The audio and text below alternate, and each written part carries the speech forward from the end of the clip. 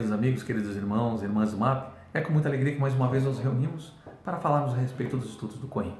E como sempre, antes de iniciarmos as nossas reflexões de hoje, eu convido a todos para fazer uma breve oração.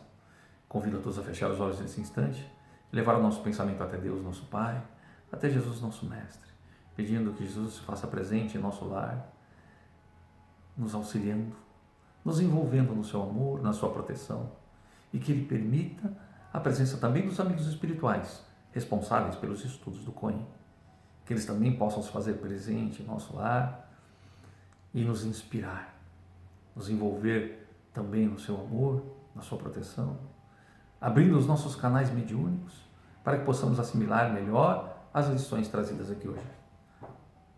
Que assim seja. Graças a Deus, graças a Ti, Mestre Jesus. Bem, meus queridos, hoje nós traremos um tema bastante importante, um tema fundamental para a doutrina espírita. Nós falaremos a respeito da reencarnação. A reencarnação é um dos pilares sobre os quais a doutrina se assenta. A doutrina tem 3 pilares fundamentais que nós vamos explicar aqui hoje, com ênfase para a reencarnação. São eles a reencarnação, a crença na reencarnação, a crença na pré-existência e na imortalidade da alma e a comunicação, a comunicabilidade com os espíritos. A partir dessas crenças, desses 3 pilares, toda a doutrina se embasa. Claro que nós temos outros preceitos muito importantes dentro da doutrina espírita, mas esses são os principais, a partir dos quais toda a doutrina permite ser entendida, compreendida de melhor forma. A reencarnação, ela é pilar importante na medida em que ela permite que nós evoluamos enquanto espírito. É a reencarnação o mecanismo que Deus se utiliza para nos fazer progredir enquanto seres únicos. Nós somos criados por Deus simples e ignorantes, todos no mesmo estágio, totalmente puros, como um CD em branco, como um HD em branco. Todos sem conhecimento. E a partir do momento que nós encarnamos na primeira encarnação, a partir daí passamos a reencarnar, ou seja, voltar novamente à experiência terrena. Nós tomamos um corpo pertinente ao estado evolutivo do planeta, do orbe onde a gente está, tá? Do nosso estágio evolutivo, e a partir deste veículo nós vamos adquirindo conhecimento e vamos alcançando estágios de evolução e de consciência diferentes.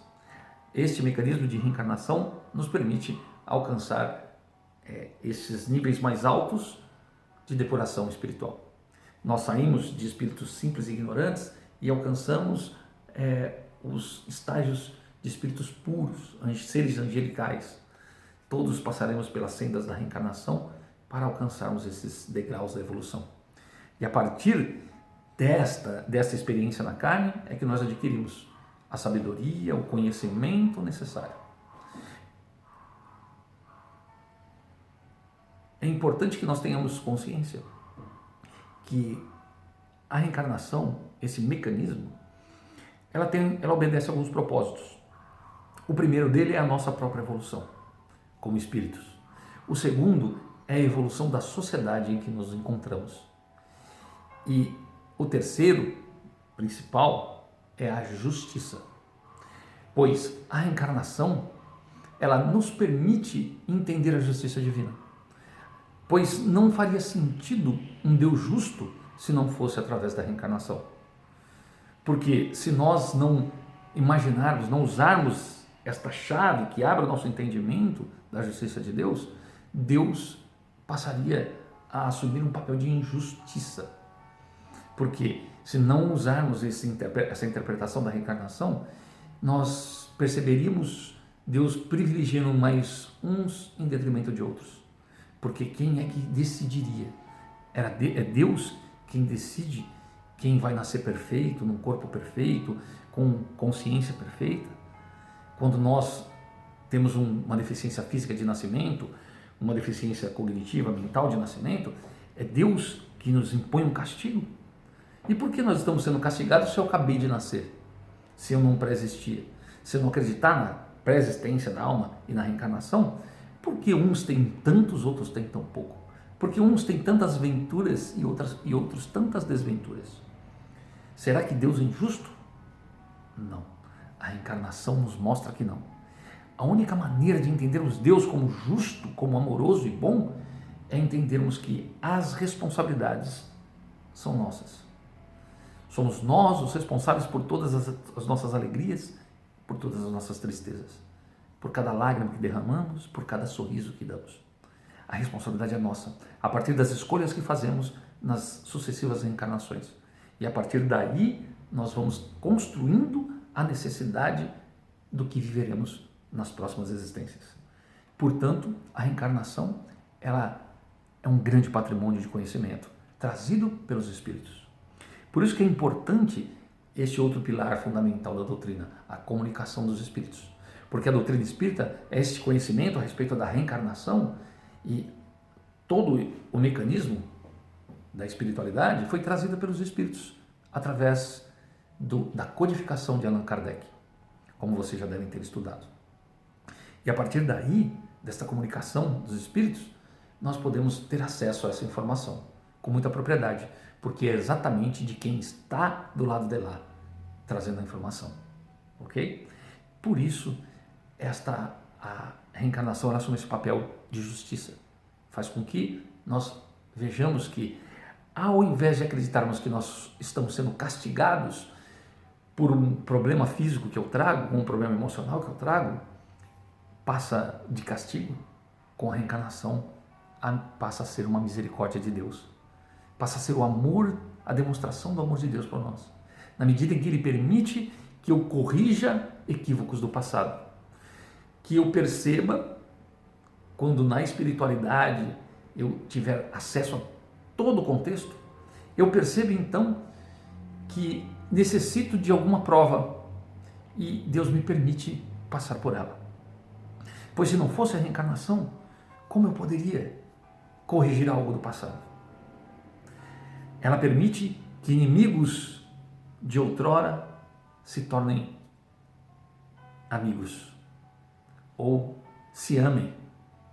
Muitos de nós que temos pessoas que em muita estima hoje, que amamos hoje, só pudemos realizar uma existência juntos por causa de compromissos do passado. Que Deus permitiu na sua infinita misericórdia que nós tivéssemos a oportunidade de realizar um dos ensinamentos de Jesus, que era aquele: amar os vossos inimigos. Como seria possível eu amar um inimigo se não através da reencarnação, que me permite numa outra oportunidade de existência em que eu não vou me lembrar quem foi aquela pessoa que está do meu lado, que eu posso amar uma pessoa que foi meu inimigo no passado. Olha que lindo que passa a ser as nossas vicissitudes. Ela permite que nós tenhamos um entendimento de que, como Chico dizia, as dores, os sofrimentos são nossos professores, não são castigos. Eles nos ensinam, mas se nós utilizarmos a reencarnação como processo evolutivo e educacional. Bom, eu queria trazer para vocês também um pequeno detalhe da reencarnação. Por que a gente não consegue entender que nós precisamos esquecer, a gente não consegue lembrar do passado? Justamente porque se eu lembrasse quem foram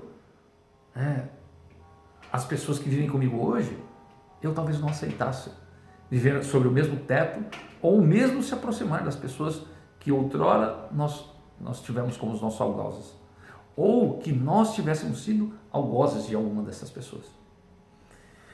Portanto, nós somos dotados do esquecimento. E como se processa esse esquecimento?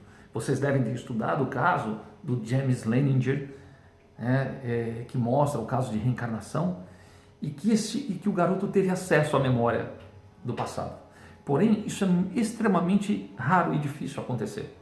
Mas em alguns casos são permitidas essas lembranças para que esses casos venham à tona, para que as pessoas tomem consciência da veracidade da reencarnação para quem não estuda a doutrina espírita, para aquelas pessoas que não fazem ideia do que seja a reencarnação. Então, esses casos são permitidos muitas vezes para que esse conhecimento se expanda cada vez mais de forma mais rápida. Como nos casos estudados na Virgínia, né, na Universidade de Virgínia, como mostrou no caso de James Langer. Porém, parte-se do princípio que quando o espírito ele toma este corpo no nascimento, quando tem a concepção, o espírito começa a entrar em estado de torpeza, começa a perder consciência, porque a concepção já se fez. E à medida em que o bebê vai crescendo, ele vai criando um novo mecanismo de conhecimento, que é o cérebro daquele ser. Ou seja, nós não lembramos do nosso passado, por quê? Porque o cérebro só lembra daquilo que ele vivenciou. É o mecanismo pelo qual Deus permite que nós possamos amar o nosso inimigo através da reencarnação, porque nós não lembramos quem foram os nossos inimigos, ou o inimigo de quem nós somos, né? Então, o cérebro ele se forma, mas na medida em que ele está ainda em processo de formação, que ele não está com todos os seus neurônios totalmente completos, todos os mecanismos do cérebro, todos os campos de memória, de lembrança estão totalmente desenvolvidos, o espírito ainda pode ter acesso. Não todos. Alguns podem ter acesso com objetivos muito específicos, como nesse caso do James Langer. Portanto, à medida que ele vai crescendo, ele vai assumindo a personalidade desse novo ser. E quase em todos os casos de estudos como esse do James Langer, eles mostram que depois dos 7 anos, praticamente a criança que vivia intensamente, que lembrava intensamente de quem era no passado, ele acaba esquecendo, acaba tendo uma vida de adulto e fica no esquecimento. Por quê? Porque aí, depois, entre 5 e 7 anos, alguma coisa nesse sentido, o espírito está totalmente completo, todas as suas células estão totalmente maduras e, portanto, o espírito está perfeitamente, completamente ligado ao ser, ao novo ser. E aí o espírito tem um bloqueio total. Normalmente esse bloqueio já vem desde o nascimento, nós não temos acesso. É muito raro acontecer como no caso de James Langer. Mas o motivo pelo qual nós esquecemos é porque o cérebro atual, o nosso cérebro só lembra do que ele viveu. Então, o máximo que a gente vai lembrar é a partir do momento que o nosso cérebro se forma e eu começo a me reconhecer enquanto bebê, perceber minha mão, aí eu começo a perceber diferenciação de vozes. Isso tudo vai acontecendo em estágios diferentes, né, da maturidade do novo ser, ok? Então, a encarnação é tão maravilhosa que ela permite que nós possamos esquecer e, assim, refazer os vínculos quebrados e, portanto, a importância dessa misericórdia de Deus, dessa demonstração de amor de Deus por nós, a reencarnação. Jesus, ele fala sobre a reencarnação no seu evangelho. Quando ele tem um encontro com Nicodemos, que é um doutor da lei, um fariseu, e ele conhecia profundamente o Velho Testamento, as leis mosaicas, e Jesus diz para ele que para que ele pudesse entrar no reino de Deus era necessário que ele nascesse de novo. E ele então fica intrigado e ele fica pensando como que ele podia entrar de novo no ventre da mãe dele, ele sendo já velho. E Jesus então explica que ele teria que nascer em água e espírito, ou seja, uma nova gravidez. Por quê? Algumas pessoas confundem essa passagem ou se justificam de acordo com a crença que tem, que Jesus falava do batismo de João. E ele não falava do batismo de João, porque se fosse assim, o Nicodemos não teria dúvida. Ele não acharia que ele tinha que voltar para o ventre da mãe dele, porque se Jesus estivesse falando de fato do batismo de João, aquele batismo da submersão nas águas, ele não perguntaria isso para Jesus, se ele tinha que entrar de novo já velho no ventre da sua mãe. Portanto, isso mostra que ele tinha esta dúvida, porque isso se tratava de fato de um processo de nascimento. Assim, nós temos essa consciência de que Jesus ele trouxe esses detalhes pouco a pouco, de forma que podemos ir assimilando devagar esses ensinamentos, esses conhecimentos. Então, Jesus fala a respeito da reencarnação. Jesus também dá um exemplo no seu evangelho a a respeito da comunicação com os espíritos, quando ele fala da passagem do rico e de Lázaro, que os dois desencarnam, existe um diálogo entre o rico, que está no Hades, né, está no sofrimento eterno, e Lázaro, que está nos céus, nos braços de Abraão, do pai Abraão. Ele então o rico então pede para que Lázaro, que Abraão permita que Lázaro retorne e avise os seus parentes, para que os parentes dele não cometam um erro, para que eles não vá para aquele lugar onde ele se encontra, para que eles não cometam o mesmo erro dele. Ou seja, mesmo ele estando no Hades, ele estava preocupado com os seus parentes, para que os seus parentes não cometessem o mesmo erro. E aí, nesta passagem, nesta parábola que Jesus traz esse exemplo, ele também não diz que é proibida a comunicação. Jesus usa um exemplo de que esta comunicação é conhecida por eles e que, portanto, é permitida. Essa comunicação com o mundo dos espíritos. Assim como também no evento da transfiguração, em que Jesus sobe ao Monte Tabor, na companhia de Pedro, e Pedro vê a transfiguração do Cristo e percebe Moisés e Elias junto com Jesus. E pergunta para Jesus se ele quer que ele levante a tenda para os três. Ou seja, eles perceberam Jesus conversando com Moisés e Elias. Assim, Jesus, pouco a pouco, nos traz essas demonstrações para que a gente vá se habituando e no momento oportuno, no momento em que estivermos como humanidade, como sociedade mais preparada para maiores conhecimentos, ele nos permite ter acesso a novas informações.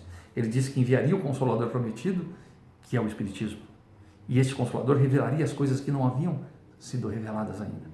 E, portanto, a doutrina espírita nos traz esse conhecimento do mundo espiritual. Por isso, é importante que nós tenhamos a consciência dessa reencarnação e que não fique dúvidas a respeito da justiça que ela permite compreender. Ela traz no seu bojo um mundo mais justo.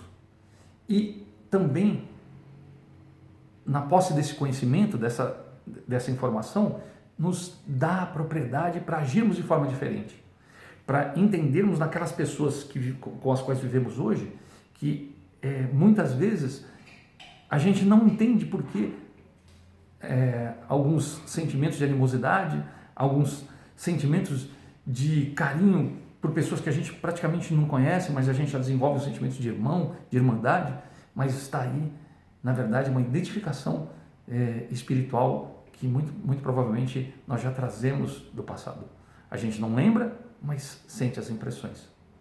E justamente naquele processo de reencarnação, onde o espírito só lembra das coisas que o cérebro viveu, a lembrança é só do que o cérebro viveu. Porém, o espírito traz consigo, ainda que ele não lembre, ele lembra de sensações, de emoções.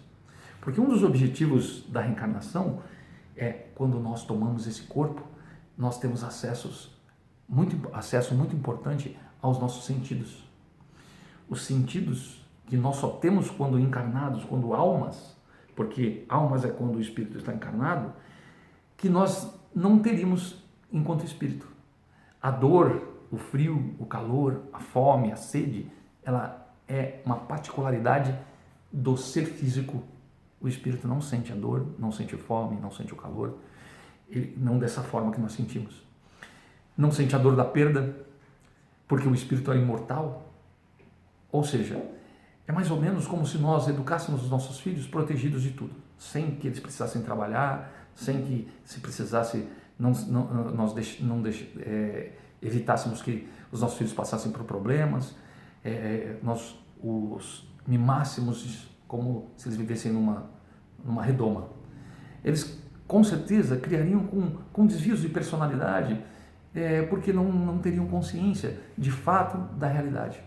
Nós, como espíritos, precisamos desse momento na carne, nós precisamos sentir a dor da perda, para que nós não sejamos, enquanto espíritos, insensíveis à dor, para que nós possamos desenvolver empatia por outros espíritos. Por isso, essas sucessivas reencarnações, nós estamos passando por encarnações sucessivas, seguidas, e que nos dá uma impressão muito grande quando nós estamos fora do corpo, nós ainda sentimos essas sensações. Mais ou menos é o exemplo daquele relógio que a gente usa no pulso, e quando a gente tira, a impressão ainda que esse relógio ainda está no pulso. Então parece que eu ainda estou usando ele. É a mesma coisa que acontece quando nós estamos na erraticidade, quando a gente se desliga do corpo físico, nós ainda sentimos todas as sensações como se ainda estivéssemos encarnados. Mas à medida que nós vamos nos aproximando, vamos aprendendo a respeito, nós vamos tomando conhecimento, nós vamos podendo tratar isso de uma forma mais madura e usando isso a nosso favor, utilizando isso, esse conhecimento, a nosso favor. Portanto, essas sensações são necessárias para que o espírito entenda o que é dor, entenda o que é perda, entenda o que é sofrimento. A necessidade de se alimentar faz com que o espírito aprenda a trabalhar. Nós desenvolvemos, que é uma das leis de Deus, que é a lei do trabalho, a lei do progresso. Essa necessidade de buscar o conforto para as coisas da matéria, do nosso corpo, nos faz desenvolver aptidões intelectuais.